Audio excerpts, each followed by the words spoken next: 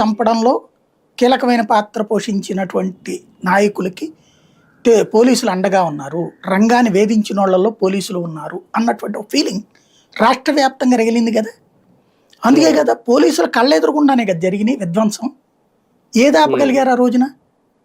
చివరికి ఆ విధ్వంసపు ఫలితం 45 రోజుల కర్ఫ్యూ. ప్రత్యక్ష బాధితులు మేము ఆ కర్ఫ్యూ చూసిన వాళ్ళు. ఉన్నట్టుండి స్కూల్కి వెళ్ళడానికి లేదు, కాలేజీ అదే అప్పుడు స్కూల్ చదువుతున్నటువంటి దశ, స్కూళ్ళకి వెళ్ళడానికి లేదు.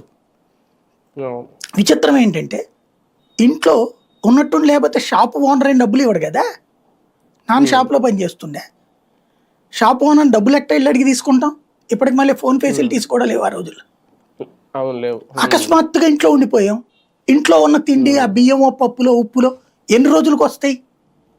సాధారణంగా మధ్యతరగతి ఇళ్లలో నెలాఖరు వరకు సరిపోయేటటువంటి నిత్యావసరాలు ఉంటాయి.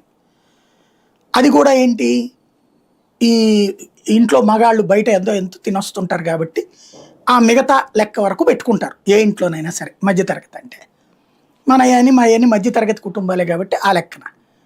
అయితే అందరూ ఉన్నప్పుడు ఏమవుతుంది, ఓ ముద్ద ఎక్కువ తింటారు. 15-20 రోజులకే అన్నీ అయిపోయినాయి. ఎక్కడి నుంచి వస్తాయి?